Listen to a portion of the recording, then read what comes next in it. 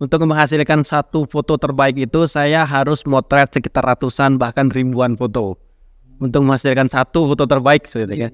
Misalnya seperti saya motret foto beras yang dipakai National Geographic itu saya sudah motret ratusan kali dan saya nggak puas-puas gitu kan. Dan foto sampah itu biasanya saya drop di stok-stok penjualan foto.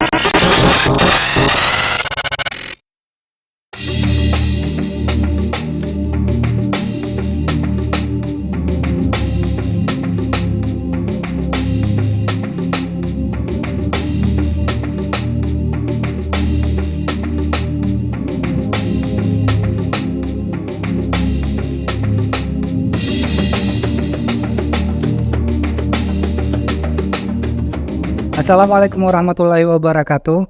Hari ini kita kembali lagi di podcast kreatif. Hari ini saya tidak mau banyak opening, tidak banyak berbicara karena insya Allah kedepannya materinya akan padat, singkat dan jelas. Hari ini kita kedatangan master saya di bidang fotografi. Langsung saja kita sambut Orna. Siap. Selamat datang. Siap, terima kasih Cakra sudah mengundang di Basecamp Kreatif ya. Terima kasih banyak. Banyak sekali pertanyaan buat hari ini. Oke. Langsung saja mungkin kita ke materi boleh? Oke, lanjut. Paling pertama itu saya mau nanya, kenapa harus fotografi? Saya ya. Iya. Kalau saya di fotografi itu emang basicnya dari awal ya. Saya itu emang sukanya seni. Jadi saya anak IPS pasti. Seni ya. Saya suka musik. Saya suka melukis, jadi sebelum ketemu kamera, karena zaman dulu itu kamera itu mahal, jadi untuk melampiaskan itu, saya itu melukis, bermusik seperti, jadi basicnya di situ. Nah, kemudian saya lulus sekolah, masuk kuliah. Nah, di situ saya bertemu dengan teman-teman yang sehobi dunia seni itu. Kebanyakan itu orang-orang itu di jalan-jalan itu motret seperti itu, motret. Menurut saya itu hal-hal yang cukup menarik ya, karena kita membuat gambar hanya dengan sebuah kamera. Jadi kita nggak perlu bawa kuas kemana-mana, nggak perlu bawa gitar kemana-mana, hanya kamera dan kelihatannya keren seperti itu. Nah di situ saya mulai tertarik. Saya motret itu sudah, kalau sampai sekarang itu sudah terbilang 14 tahun. 14 tahun. 2009 kalau saya mulai tertarik untuk mendalami fotografi. Yang bikin lebih saya tertarik itu saya itu penggemar yang namanya alam. Saya ngefans banget yang namanya alam luas ya. Fauna, baik itu tumbuh-tumbuhan, itu saya penggemar berat. Saya baca majalah Trubus zaman dulu ya, majalah National Geographic. Gimana sih mereka bisa menciptakan gambar hanya sekedar setangkai ilalang, itu keren banget. Hanya sekedar kupu-kupu itu keren banget, dan ternyata itu teknis fotografinya yang keren. Nah, untuk melampiaskan itu saya terjun ke dunia fotografi sampai saat ini seperti itu. Kalau boleh tahu nih, Orna ini kan terkenal dengan fotografi seperti itu. Terus saya tanya, kalau apalagi di Bangka Selatan ini siapa yang tidak tahu Orna kalau kita berbicara fotografi? Ya, seperti itu. Boleh tahu dong tentang profilnya Orna di bidang fotografi? Saya itu fotografer yang terbilang lahap habis ya. Saya pernah nyoba motret orang, motret binatang, motret rerumputan, embun, gunung, laut, petir, puting beliung, wedding, semuanya saya garap habis-habisan. Itu proses saya belajar, saya mempelajari semuanya. Semua genre itu saya pelajari, tapi tetap basic awal tadi karena saya sukanya itu alam dan hewan, saya lebih fokus ke situ. Karena saya memang udah jatuh cinta ya sama semut, itu saya jatuh cinta seperti itu. Mukanya mereka ini seperti apa sih? Nah, saya dalami ke arah situ. Nah, awal mula saya mempelajari teknis fotografi itu saya mengambil genre makro. Ya, genre makro. Makro fotografi itu maksudnya itu motret dengan pembesaran 1:1. Jadi intinya kalau kita zaman sekolah dulu kita ada kaca pembesar kan. Kita kalau pengen lihat sesuatu itu pakai loop namanya. Itu kan jadi besar, dan itu kok gini, muka semut kok gini. Nah, teknis itu yang saya pelajari, dan ternyata setelah saya pelajari bertahun-tahun ternyata itu salah satu teknik tersulit di dunia fotografi. Iya, setelah saya mendalami itu, motret yang lain itu jadi mudah. Jadi mudah. Jadi terbilang saya nggak salah kalau belajar seperti itu kan. Jadi motret model, motret landscape, motret still life seperti itu jadinya mudah, gampang. Saking sulitnya fotografi makro itu. Nah, saya mengambil genre makro itu karena fotografi itu kan pada dasarnya memperlihatkan gambaran, ya, memperlihatkan visualnya sesuatu yang orang lain pengen lihat. Betul. Dan kebetulan fotografi makro ini kan misalnya semut nih. Kebanyakan orang kan nggak pernah lihat mukanya semut tuh gimana gitu kan. Nah, saya sodorkan melalui foto-foto itu. Foto semut, foto-foto laba-laba, foto-foto kupu-kupu. Dan di sisi lain juga, saya motret itu, daya tarik saya ya. Saya motret objek-objek yang terbilang nggak mudah dilihat dengan mata langsung. Objek-objek yang nggak mudah dilihat secara langsung. Misalnya apa? Misalnya ujung dari pelangi. Betul. Jarang kan orang lihat kan. Nah, saya foto, saya kasih tahu orang-orang ini loh ujungnya pelangi. Misalnya petir, sedemikian rupa kan. Nah, itu kategori-kategori alam yang saya foto. Kalau di makronya itu misalnya semut kawin. Itu gimana semut kawin? Pernah lihat nggak? Jarang kan? Nah, saya foto, saya kasih itu. Nah, dari situlah daya tarik saya itu semakin hari semakin meningkat, semakin tahun semakin rasa penasarannya saya itu semakin gila. Sampai akhirnya foto-foto saya itu ternyata nggak cuman teman-teman Facebook yang suka. Ternyata sampai orang yang nasional maupun internasional itu mereka juga penasaran, oh ternyata gini gitu ya. Semut kawin tuh gini ternyata. Ya seperti itu. Kurang lebih seperti itu. Jadi gini, kan kawan-kawan juga mungkin mau tahu nih. Dari segi teknis saya tidak ragu lagi dengan Orna. Tapi kan karena saya udah kenal nih Ya, sama Orna, saya udah lihat lihat karya-karyanya juga beberapa. Nah, kalau dari perlombaan atau pernah di mana saja karya-karya Orna? Oh ya, kalau saya tuh sebenarnya nggak berharap banyak sih kalau dari foto-foto saya ya. Kalau ada yang bilang itu karya ya itu persepsi masing-masing ya. Kalau saya itu hasil atau produk dari kepuasan saya terhadap rasa penasaran saya gitu kan, seperti itu. Dan memang beberapa baik itu media nasional maupun internasional itu tertarik juga untuk mengulas itu seperti itu kan. Misalnya salah satunya itu di National Geographic ya. Mereka punya artikel tentang kalau nggak salah waktu itu sebutir beras seperti itu misalnya, sebutir beras, dan mereka pengen memasukin foto itu ke majalah, dan kebetulan mungkin ya mereka menulis artikel tentang detail beras atau detail apalah seperti itu. Dan kebetulan foto saya itu relate. Ya, jadi dipakai sama mereka. Salah satunya itu National Geographic, dan seperti foto laba-laba itu kayak BBC mungkin ya.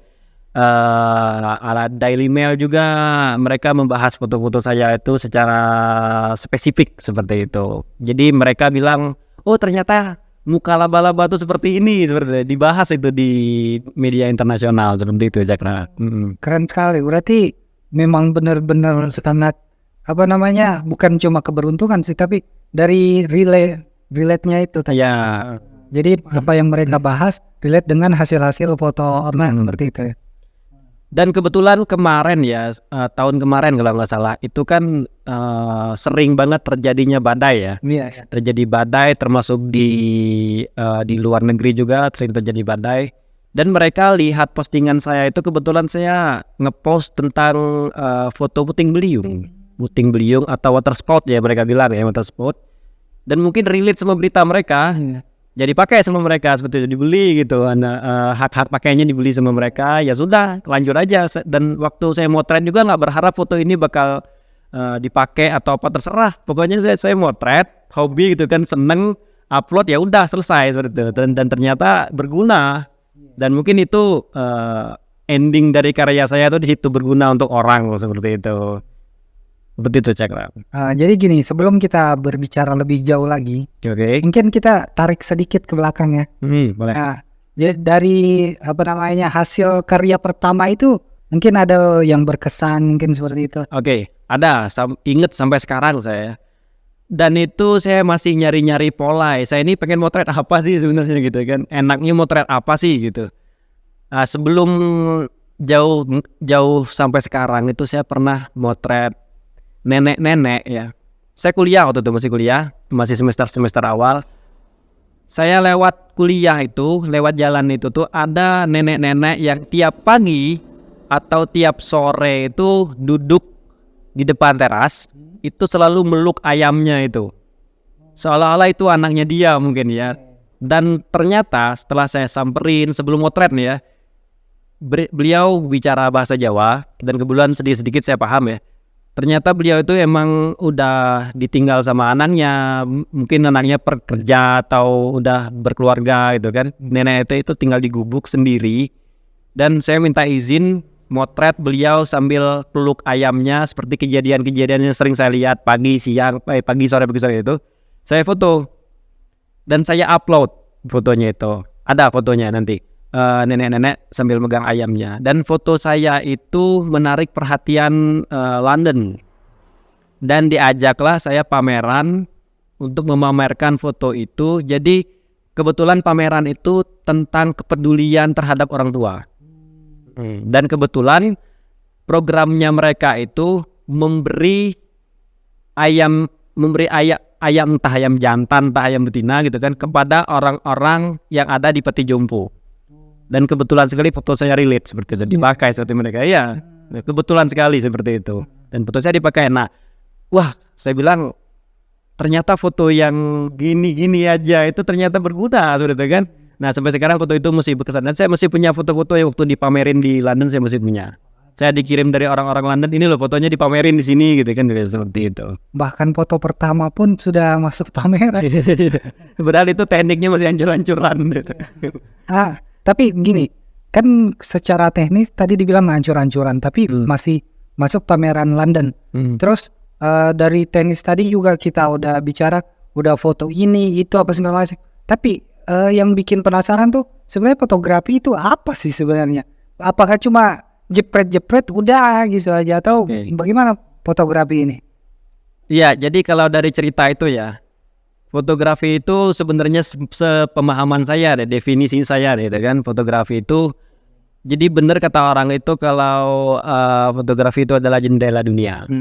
Jadi orang-orang bisa melihat dunia, bisa melihat apapun, bisa melihat bulan, bisa melihat galaksi, bisa melihat semut, bisa melihat organ dalam manusia, itu bisa melalui fotografi.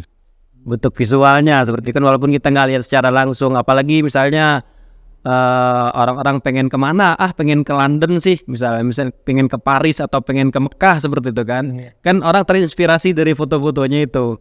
Nah, jadi secara fungsi ya, fotografi itu adalah bisa berguna untuk orang lain seperti itu. Sejelek-jeleknya foto, kalau foto itu berguna, kalau menurut saya itulah definisi foto yang bagus.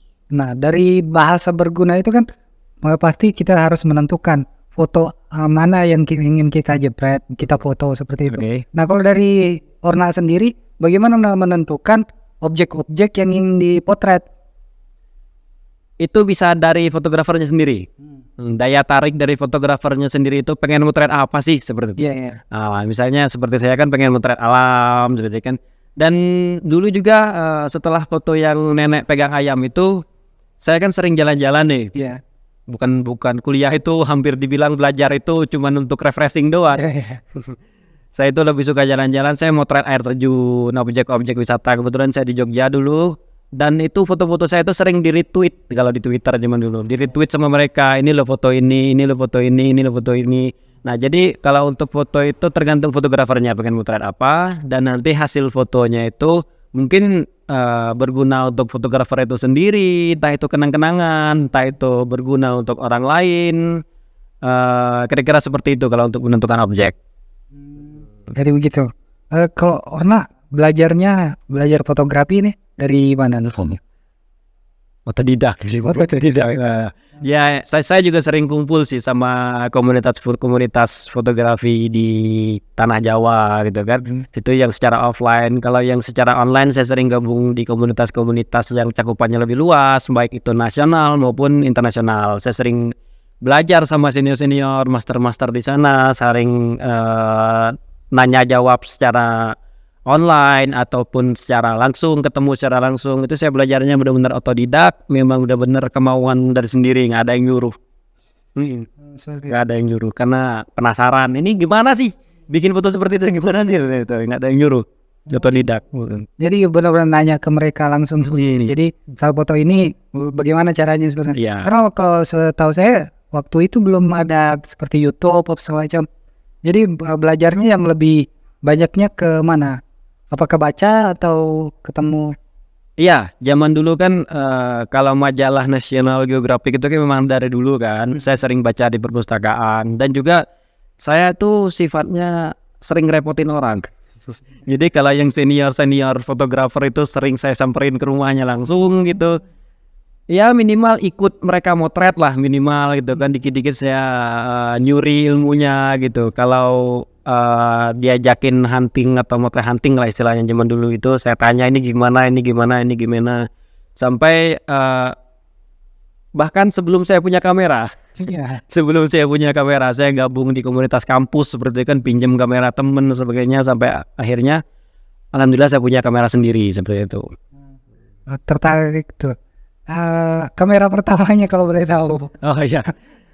Kamera pertama saya itu kalau zaman dulu kan kamera HP itu kan masih burik ya dan terbatas banget gitu kan.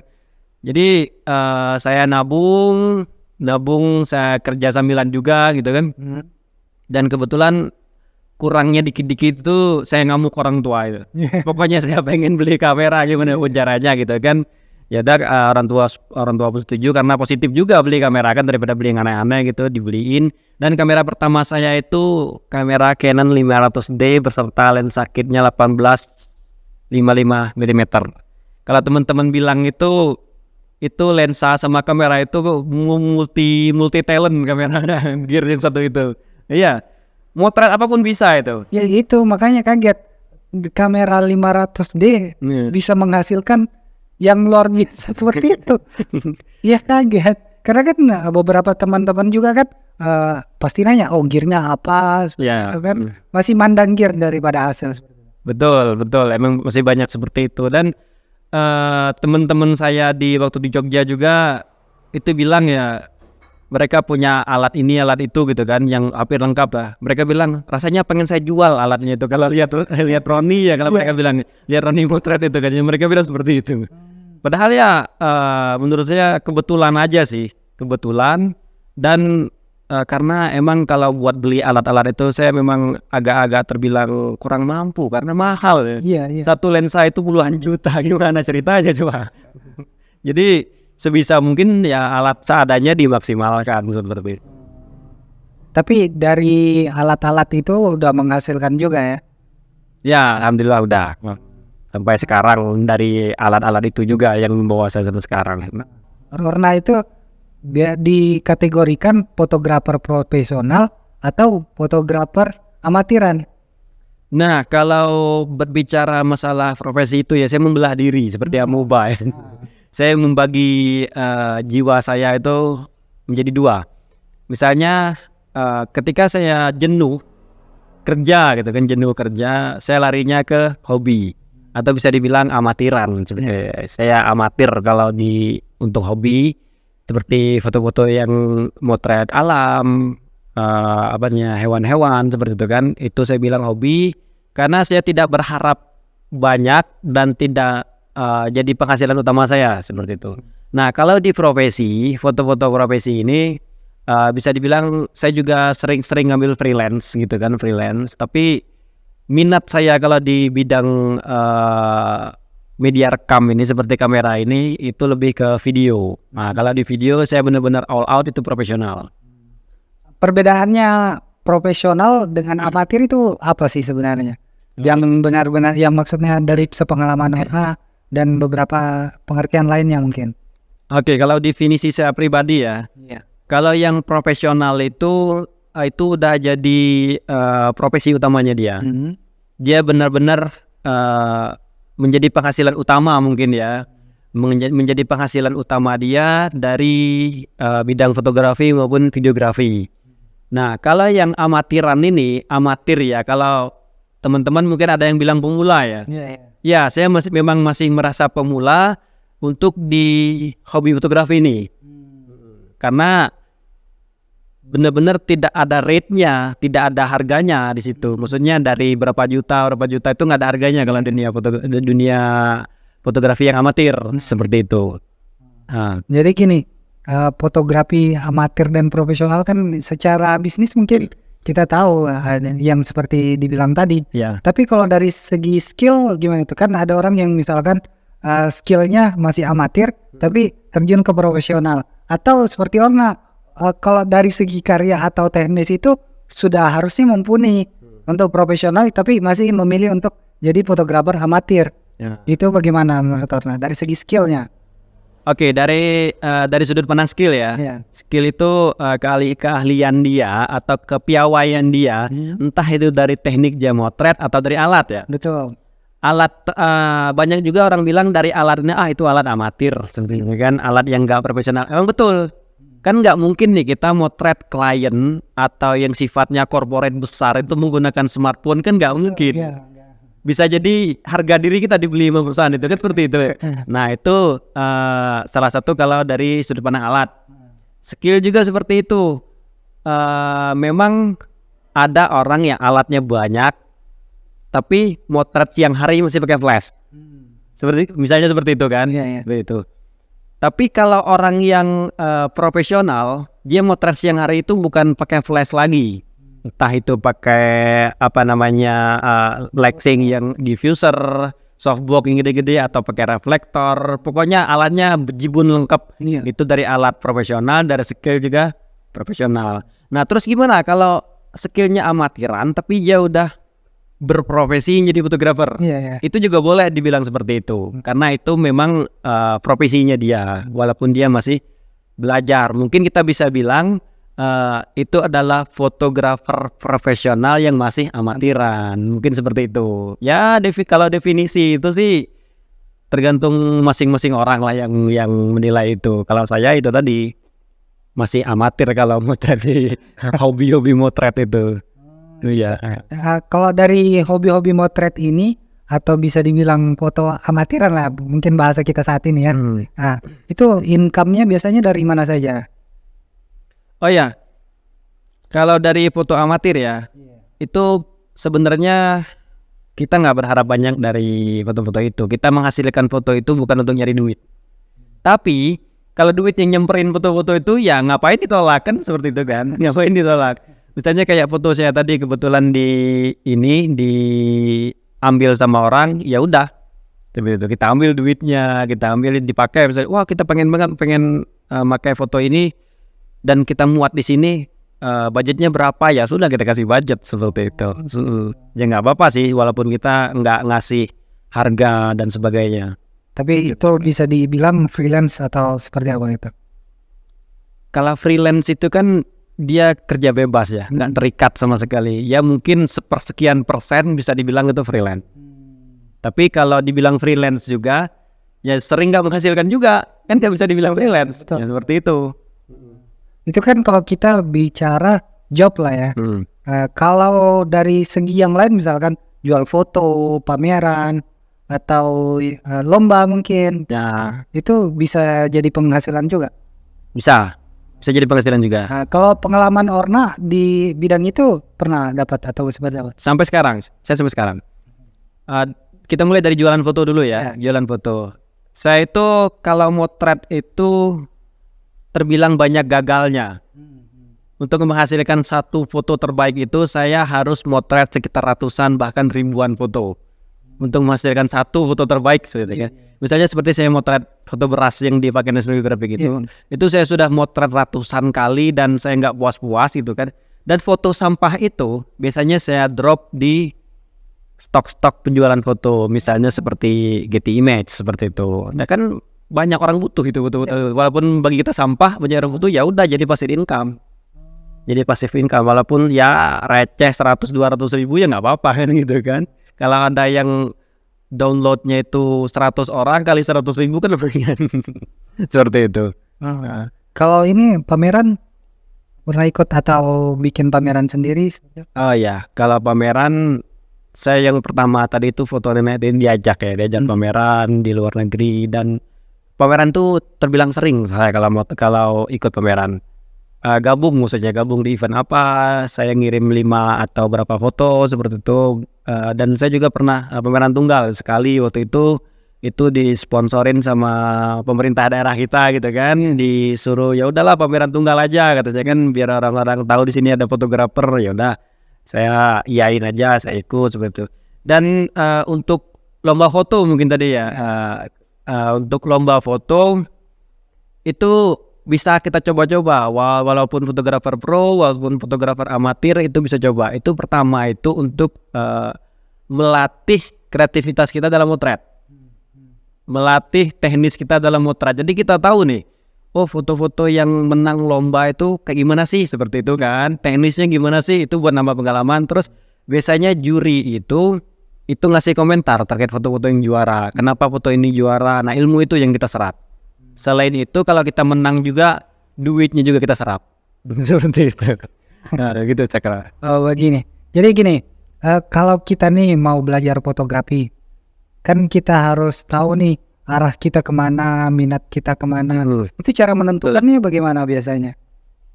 Cara menentukan minat itu kan, misalnya gini, ada orang yang dia itu sifatnya humanis ya, humanis, dia suka berinteraksi sama orang itu. Nah, kalau teman-teman bilang itu dia lebih cocok jadi fotografer human interest atau street photography gitu kan. Dia kalau sama orang itu dia tariknya lebih. Nah, seperti itu. Cara menentukannya minatnya seperti itu. Misalnya seperti saya itu kan minatnya ke alam kan. Ya udah saya motret alam. Saya penasaran yang namanya muka semut tadi kan. Ya udah saya motret semut. Ya tariknya seperti itu. Dan misalnya saya butuh duit gitu kan, ya udah terjun aja ke fotografi komersil seperti itu. Entah itu produk, entah itu wedding, entah itu corporate, terjun aja di situ. Kan banyak tuh kan. Dia nggak tahu motret apa, tapi dia pengen ngasilin duit dari fotonya itu, terjunnya ke situ. Nah itu gitu. Jadi ibaratnya dari dia amatir cuma moto-moto aja, terus pengen punya penghasilan secara sustainable terus menerus.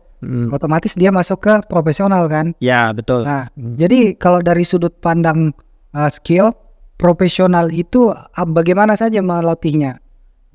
Melatih ya fotografer biar jadi fotografer profesional gitu kan, biar jadi pro seperti itu kan. Kalau untuk dunia penghasil uang kan, dia tuh udah hobi fotografi kan, sering berpikir wah enak nih kalau hobi ngasilin duit. Kan jadi dia kerja itu nggak beban, justru dia have fun sama kerjanya itu kan. Misalnya gini, ada orang yang hobinya jalan-jalan, ya udah dia jadi travel photographer aja. Entah itu dia ngikut rombongan jadi fotografernya rombongan itu, entah itu dia motret, ada misalnya job ke Bali misalnya, harus motret ini dapat duit seperti itu. Itu juga bisa dia melakukan seperti itu. Dan cara belajarnya gimana? Carilah orang-orang pendahulunya atau seniornya yang sudah mendalami itu, karena itu nggak hanya sebatas teknis tapi juga pengalaman. Seperti itu. Tapi kan banyak sekali orang yang ya udah pokoknya job foto udah saya masuk seperti itu. Jadi termasuk misalkan kayak mau masuk majalah kan nggak mungkin bisa kalau cuma nggak punya fokus ini, maksudnya teknis. Betul. Seperti itu.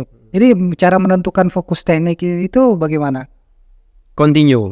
Tetap, misalnya sampai sekarang ya, orang itu kalau lihat saya itu fotografer makro. Saking banyaknya foto-foto makro yang saya hasilkan, itu bisa nyampe 500 lebih. Dan bahkan lebih lagi kalau sampah-sampahnya dihitung. Dan misalnya kalau kita motret wedding kan, kita terus-terusan aja motret wedding, ngasilin duit dari situ, ya udah kita dikenal orang sebagai fotografer wedding. Seperti itu. Kalau kita pengennya, wah cita-citanya pengen jadi fotografer produk misalnya, ya mungkin mulai dari motret gelas sampai akhirnya motret Ferrari kan. Kalau misalnya dia fokus ke bidang situ, ya udah lanjut aja seperti itu. Jadi sebenarnya saya mau ngasih sudut pandang juga ke teman-teman bahwa fotografer itu bukan melulu tentang satu bidang saja. Betul. Kan wedding saja. Betul. Atau seperti itu. Jadi kan biar teman-teman belajarnya lebih terarah. Betul. Seperti itu. Tapi bagaimana dengan orang-orang yang bisa dibilangnya ruca-ruca. Jadi gado-gado. Dia mau gado-gado ya. Semua potret dia mau. Pokoknya yang menghasilkan dia mau seperti itu. Gimana Pung sudut pandang? Jadi gini, untuk menuju pro itu ya, kita itu emang nggak bisa gado-gado, atau kita bakal jadi gado-gado seperti itu kan. Misalnya gini, untuk jadi pembalap profesional, misalnya ya, contohnya untuk menjadi pembalap yang profesional seperti Valentino Rossi, dia nggak akan mungkin nyambi jadi pembalap Formula One, seperti itu kan. Dan dia nggak mungkin nyambi jadi saingannya Lionel Messi, kan nggak kan? Dia harus fokus terus ke situ supaya apa? Supaya pikirannya itu nggak terlalu bercabang dan dia bisa lebih mengasah dan ketajamannya di teknisnya itu lebih tajam. Dan mungkin kalau dalam tahap belajar ya masih belum ngambil job atau belum profesional, itu nggak masalah gado-gado karena dia harus mempelajari semua teknik gitu kan, itu nggak masalah gado-gado. Cuman kalau untuk ke ranahnya profesional dan pengen lebih up lagi levelnya, itu dia tetap harus fokus seperti itu Cakra. Kalau dari gini, kita kan udah mengarah ke profesional dikit nih. Jadi kita udah punya tempat untuk mencari penghasilan seperti itu. Nah, kalau gini, dari sudut pandang customer saya bilang, customer itu sekarang masih banyak yang melihat fotografer itu bahwa ya udah, saya pengen produk saya difoto atau saya yang difoto. Udah bawa kamera jepret tek udah selesai. Nah tapi kan dari sisi teknis kita pun banyak memikirkan ini alatnya yang perlu disiapkan ini, konsepnya seperti ini. Kalau dari Orna selama ini bagaimana itu? Nah kebetulan sih sebenarnya saya nggak ke arah situ ya, saya bukan fotografer yang profesional ya, cuman saya memahami itu. Jadi memang kalau dari sudut pandang klien atau customer seperti itu, mereka bilang, lu fotografer, ya udah intinya lu bisa motret apa aja kan, maksudnya gitu kan. Betul. Maksudnya gitu. Cuman dari kitanya, nggak bisa gitu. Saya nggak punya keahlian motret orang, saya lightingnya kurang paham atau lensanya nggak mumpuni, dan klien itu nggak mau tahu seperti itu kan. Nah biasanya caranya itu kita pertama menjelaskan dulu. Atau sebelum motret itu kan kita ada brief dulu nih, briefing sama klien, maunya mereka apa. Kalau kita udah tahu kemauannya mereka apa, ya kita bawa ahlinya masing-masing. Misalnya saya pengen motret restoran saya nih, misalnya kan motret produknya nih. Cuman sekalian saya juga pengen dipotret, ya udah kita bawa fotografer yang di bagian makanannya, terus fotografer di bagian motret orangnya seperti itu kan. Terus entah itu food stylistnya atau orang stylistnya itu dibawa semua aja.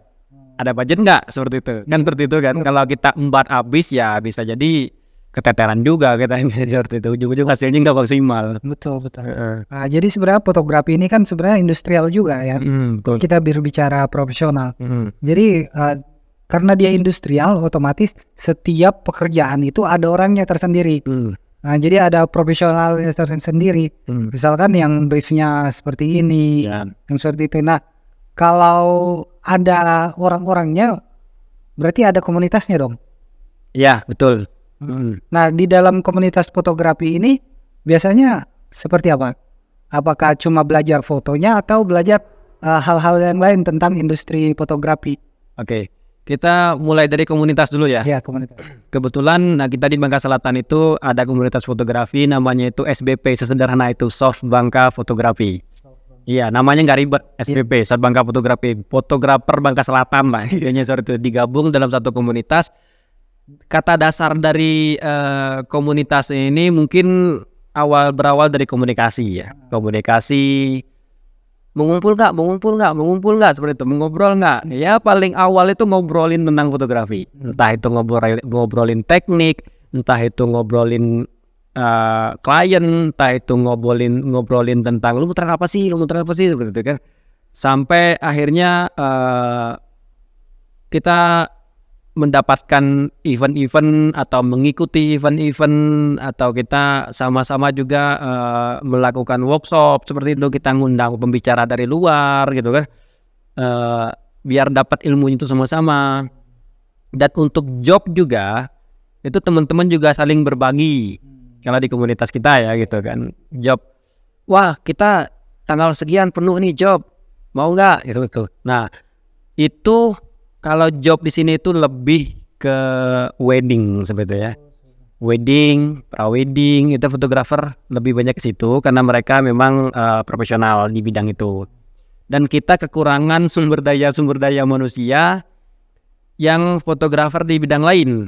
Entah itu arsitek seperti itu kan, sifatnya corporate seperti itu kan, entah itu produk, itu kita kurang seperti itu. Mungkin entah dari minat atau nggak ada teman ngobrol, entah itu Kliennya kliennya gitu kan, soalnya udah agak up gitu kan kalau yang seperti itu, dan kita itu nggak punya itu. Seperti itu saya kira. Jadi berarti kita di dalam komunitas ini harus lebih, pembicaraannya harus lebih luas mungkin ya. Mari kita nyari klien-klien yang sesuai, Ya. sebaiknya kita berbicara hal-hal tersebut yang lebih upgrade lah termasuk. Iya betul. Bukan cuma kita berbicara tentang teknis, tapi kita berbicara juga corporate-nya atau industrialnya. Ya. Karena selain hobi ini kan kita harus nyumbang penghasilan juga ya. Betul. Jadi, Kalau nggak beli kamera duitnya dari mana? jadi sedikit banyak haruslah dapat penghasilan dari teknik fotografi ini. Ya. Seperti itu. Ya, jadi dari teknik kita udah bicara tadi, dari industrialnya kita udah bicara. Kalau dari sisi belajarnya nih, mungkin kita tarik ke belakang sedikit. Belajarnya itu sebaiknya seperti apa? Misalkan dari pemilihan gearnya mungkin di awal-awal seperti itu. Ya. Terus belajarnya dari mana dulu? Jadi jangan kayak tadi teknisnya masih amatir tapi pengen jadi pro, seperti itu. Atau alatnya udah keren nih, tapi nggak bisa pakai. Nah gitu gimana belajarnya? Ya itu sering banget yang nanya ke saya Cakra ya. Bang, saya pengen jadi fotografer, kira-kira beli kamera apa kan? Itu salah satu pertanyaan tersulit di dunia fotografi untuk dijawab. Karena ya gimana ngejelasinnya coba? Kita nawarin kamera yang dia pengennya seperti yang Cakra bilang tadi, dia pengennya pro kan? Ya udah kita kasih kamera yang pro, wah mahal banget bang katanya gitu kan? Takutnya mubazir di situ. Kita kasih kamera yang murah, ntar sulit dong bang motretnya kalau murah, gitu kan? Jadinya susah kan? Nah jadi saya pelan-pelan itu ngejelasin bahwa kalau fotografi itu kita tentuin dulu nih, kita tuh pengen motret apa, seperti itu kan? Karena rata-rata orang itu beli kamera dulu, baru dia nyari-nyari pengen motret apa. Ini seperti itu kan? Nah kalau saran saya sih tentuin dulu kita itu pengen motret apa. Misalnya kita bingung motret apa, tentuin dulu kita itu sukanya apa. Daya tarik kita itu apa? Nonton bola misalnya gitu kan, sering ke stadion misalnya nonton bola.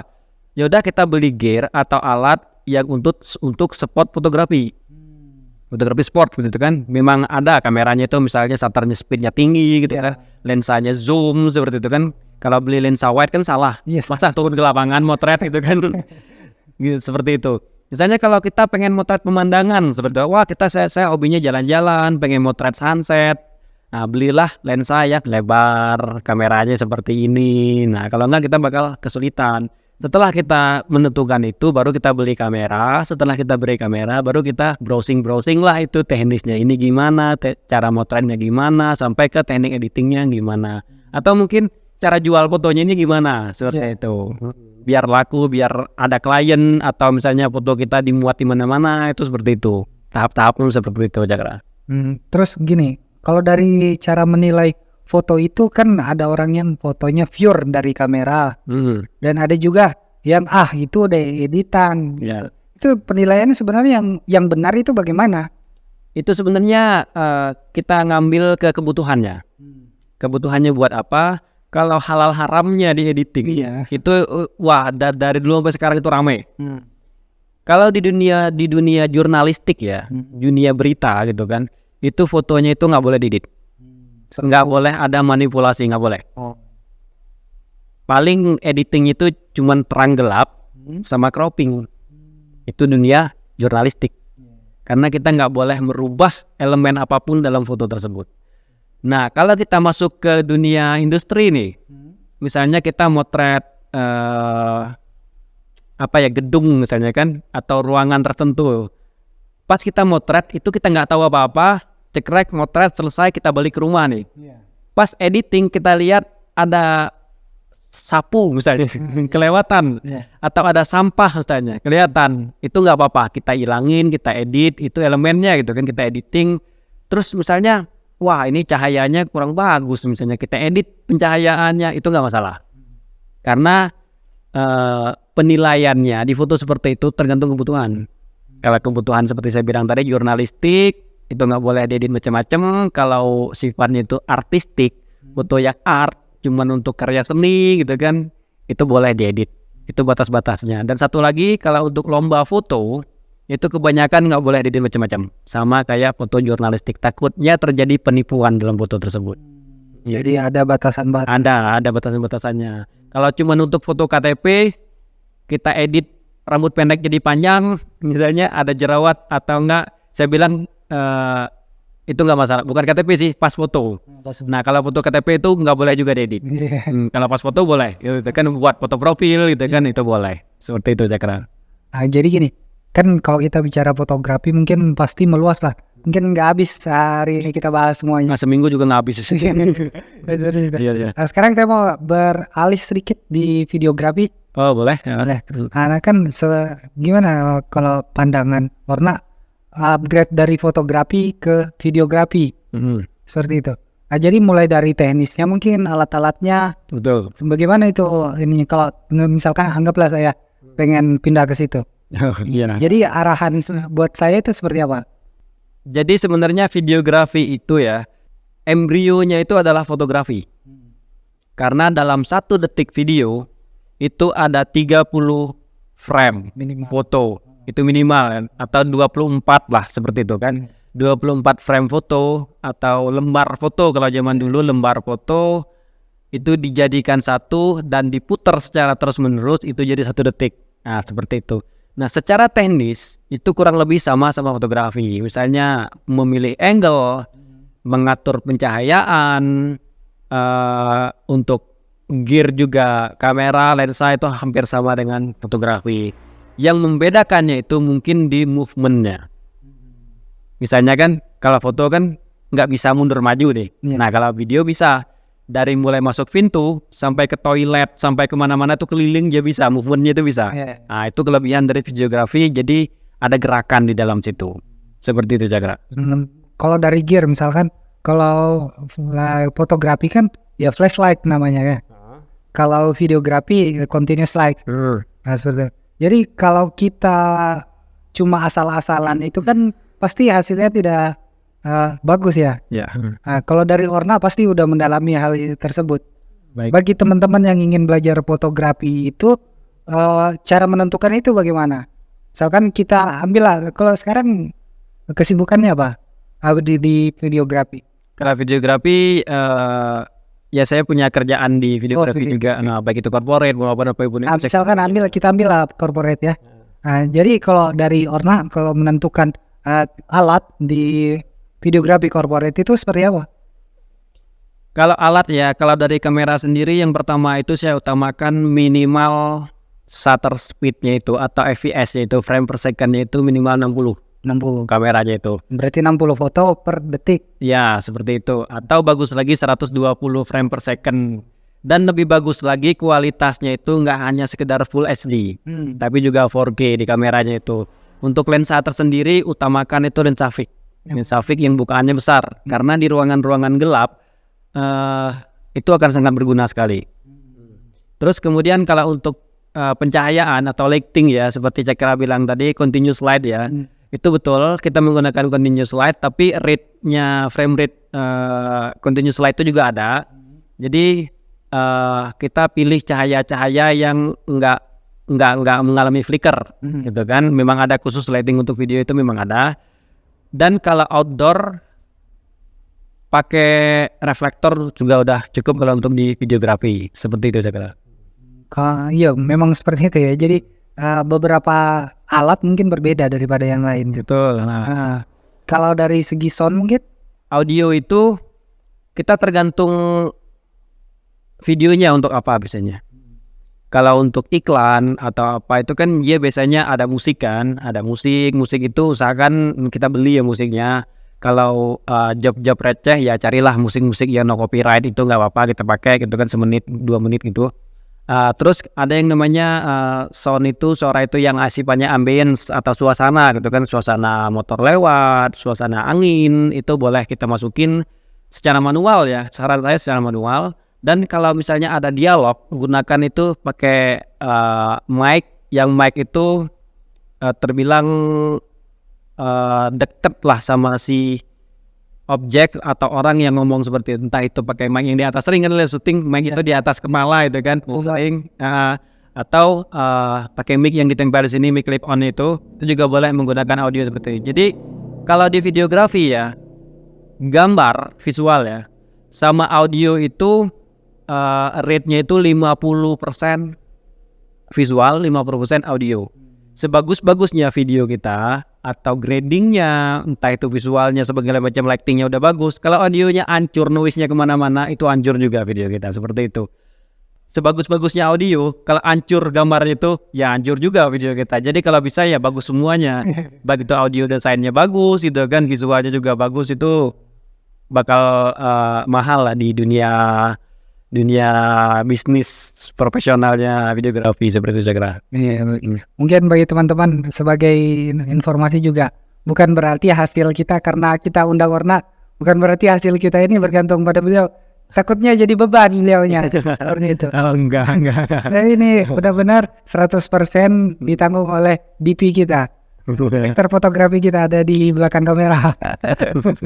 Saya pengen belajar sedikit, karena kami pun masih merintis juga ini kan, masih belajar tentang desain visual itu. Kan namanya desain visual kan yang seperti berkaitan dengan kameranya, lightingnya, seperti itu. Termasuk kalau kami pakai ini backlight sedikit. Nah, jadi gimana menurut ini? Karena desain visual itu seperti apa? Kita kalau di dunia editing itu kita mengenal yang namanya layer ya. Layer. Nah, layer itu kalau di video ya, audio visual ya kita bilang ya itu kan. Visualnya itu baik bisa berupa foto ataupun gerak gitu kan. Kita ngomongnya kalau yang gerak itu video lah seperti itu. Kalau di video sendiri kan kita memahami tentang teknik cut seperti itu. Cut, terus view suasananya, latarnya seperti apa, kita tentukan itu kan, entah itu sore, siang, malam, entah itu continuous light seperti ini gitu kan. Kita juga memperhatikan itu. Videografi itu misalnya kita bikin suatu adegan misalnya kan, adegan itu di pasar. Nah, pertama-tama yang harus dilakukan itu kita shoot entire pasarnya itu, view lebar pasarnya itu dulu kita kan. Misalnya kita ngambil adegan orang nyapu di pasar nih, anggap saja sesederhana itu kan. Kita ambil situasi pasarnya dulu, wide-nya dulu pasarnya itu. Nah, kemudian kita mulai agak medium nih, medium shot. Maksudnya view-nya itu misalnya ada orang jualan ikan, jualan ini, menandakan bahwa itu tuh di pasar dulu. Seperti itu kan. Nah, terus kita lanjut ke adegan close up. Entah itu dari sapunya misalnya, entah itu dari apa yang dia sapu, entah itu misalnya dia pakai baju apa, itu boleh kita mengarah ke situ sampai akhirnya masuk ke adegan, entah itu dialog atau apa. Nah, kemudian itu udah dapat nih, gambarnya udah dapat nih. Misalnya wide-nya udah dapat, medium-nya udah dapat, close up-nya sudah dapat kan. Kita masuk ke audio desainnya. Audio desainnya kita harus ngambil suasana pasar. Kita nggak boleh nge-mute. Bukan nggak boleh sih, sebenarnya lebih dianjurkan untuk memberikan suasana pasar itu suaranya seperti apa. Nah, itu orang ngomong, ribut-ribut, klakson motor itu kita ambil, cuman untuk volumenya itu kita atur. Seperti itu. Yang kita tekankan itu misalnya suara sapunya atau suara dia lagi nyanyi, lagi nyapu. Nah, itu kita tekankan di situ. Terus yang terakhir kita cari musik yang suasana musiknya itu masuk sama pasar. Seperti itu. Beda ya sama kalau sama warga TikTok, beda ya. Mau itu video sedih, mau apa, pokoknya jejak hidup. Nah, kalau di dunia videografi yang sifatnya komersil, kita nggak bisa idealis itu. Kita harus menyesuaikan itu semua supaya apa? Supaya klien senang. Itu kalau di videografi saya kira. Dan juga kalau untuk di editing ya, audionya itu juga ada layer-layernya seperti itu, seperti yang saya bilang tadi, entah itu ambience-nya, entah itu main sound-nya, main audionya, itu ada. Dan volumenya kita atur seperti itu. Berarti kalau dari dunia videografi ini, mulai dari framingnya, Iya, itu harus dipikirkan, movement kameranya juga betul. perlu dipikirkan seperti itu. Jadi tidak mudah jadi videografi ini ternyata ya. Ya pusing. Ini kan orang melihatnya, oh ya udah video 1 menit, udah kan cuma 1 menit, Nah, kan cuma 1 menit, harusnya lebih mudah. lebih mudah. Tapi orang itu nggak mikir itu, cara memikirkan desain visualnya ini. Nah, bagaimana? dan justru 1 menit itu terbilang sulit bikinnya, Iya. karena kadang-kadang ceritanya panjang. Gimana ceritanya harus kita masukin dalam video 1 menit. Dan enggak terlalu buru-buru, hasil videonya itu enggak terkesan buru-buru dan enggak terkesan buang-buang waktu. Itu juga kita harus punya storyboardnya. Dalam 1 menit misalnya di 15 detik pertama itu ngapain? Perkenalan, tapi udah harus dikenalin semua seperti saya bilang tadi, pasar gitu kan. Terus dilanjut ke 30 detik itu harus ngapain? Iya. Sampai ke 60 detik terakhir itu endingnya kayak klimaksnya itu harus dapat semua dalam 1 menit. Itu terbilang lebih susah kalau 1 menit. Iya, seperti itu sekarang. Jadi kalau kita bicara visual di videografi ini sangat kompleks ya. Wah, kompleks banget. Jadi kan untuk mendukung itu juga dari movement itu kita harus menyiapkan beberapa alat juga. Iya, betul.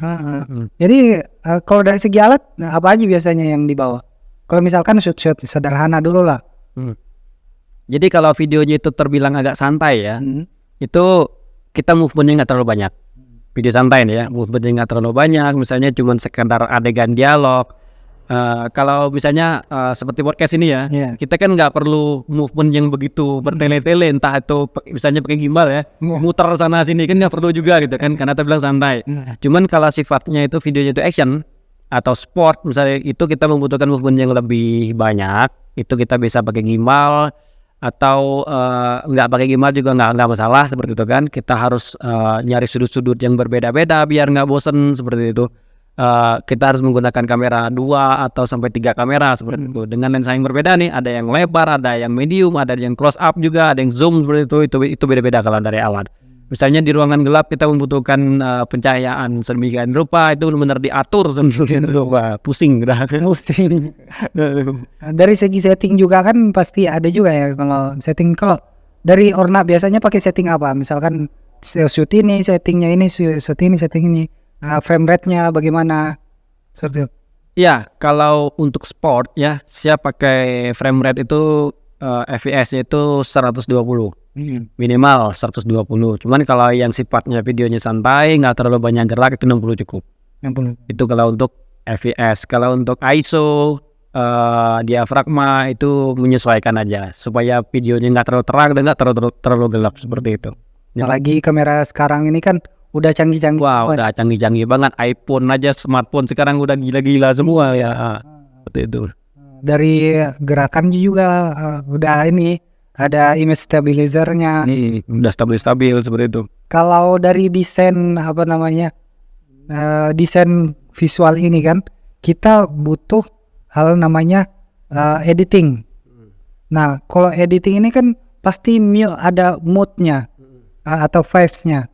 Bagaimana menentukan misalkan vibes-nya itu sedih, energik, dari shoot itu kan misalkan nih kita pengen film sedih, dari awal ide film sedih itu kita pasti mikirin shootnya begini, betul. Terus settingnya begini, betul. Lightingnya begini. Kalau Orna biasanya bikin begitu bagaimana? Ya disesuaikan. Misalnya kalau setnya sedih atau apa gitu kan, ya udah kita bikin ala-ala hujan seperti itu kan. Suasananya itu kan mendukung, gitu kan, lampunya agak-agak redup gitu kan, atau suasananya agak sepi gitu kan. Soalnya kalau sedih tiba-tiba di lapangan stadion lagi nonton bola rame-rame gitu kan agak susah bikinnya seperti itu kan. Ya kita bikin suasana setenang mungkin seperti itu. Dan musiknya juga kita bikin musik yang mendayu-dayu seperti itu. Seperti misalnya film horor kan kita bikin musik atau sound effect yang ngaget-ngagetin seperti itu menyesuaikan aja kalau itu. Selama kita menguasai teknik editing itu bisa diatur. Kalau dari segi movement itu kan bisa menceritakan juga ya. Iya betul. Movement itu misalnya action nih, adegan berantem. berantem itu kan movementnya cepat misalnya, Iya, iya. kameranya goyang sana goyang sini, itu memang sengaja.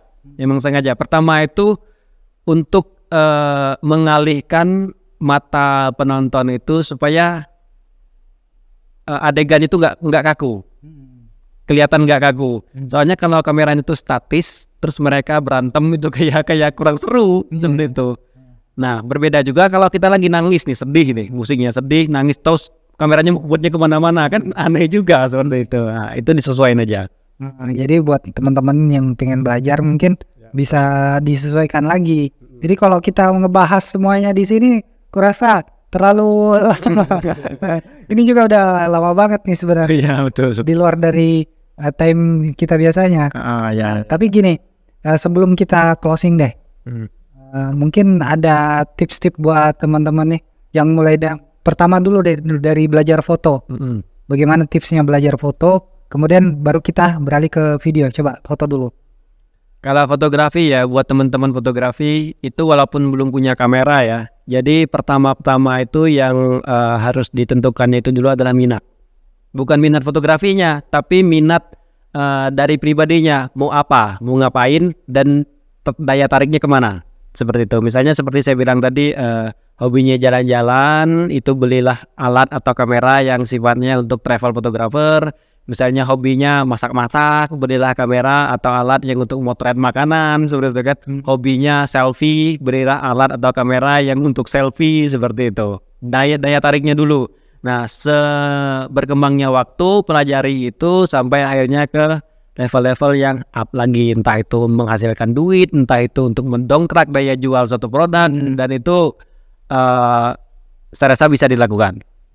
Mulai dari itu. Kalau dari videografi ini, misalkan pemula langsung pengen jadi videografer, nah itu yang perlu dibeli alatnya seperti apa, belajarnya bagaimana? Misalnya pemula langsung pengen jadi yang videografer seperti itu kan? Ya agak susah sih sebenarnya. Karena di videografer itu seperti Cakra bilang tadi kompleks. Kita harus memahami tentang audio dulu, seperti itu kan? Sering kan kita lihat di TikTok itu videonya bagus tapi audionya urak-urakan, entah itu musiknya kekencengan, yang ngomong nggak kedengeran gitu kan. Itu kita harus memahami audio dulu, habis itu baru kita memahami gambar, baru yang terakhir itu editing. Nah, video itu agak ribetnya di situ. Seperti itu Cakra kira-kira. Jadi keren ya kayaknya kalau kita bikin workshop atau kita bikin kelas di course gitu. Ya bisa dicoba. Bisa dicoba. Coba tahu ada yang tertarik mungkin ya. Mulai dari nggak bisa apa-apa sampai ngasilin duit. Iya betul. Kan daripada kita komunitas ini cuma misalkan obrolan kan nggak mendalam yang kita bahas dalam komunitas, mungkin apa yang ditanyakan orang itu yang kita jawab. Tapi kalau kita bikin e-course atau bikin kelas, mungkin bisa lebih tertata itu. Iya. Bisa. Keren nih mau bikin kelas ini. Mungkin kalau pelatihnya beliau nih pasti saya yang jadi murid pertamanya. Ya kalau saya itu kalau diundang biasanya datang. Kalau diajak biasanya saya ikut seperti itu. Oke.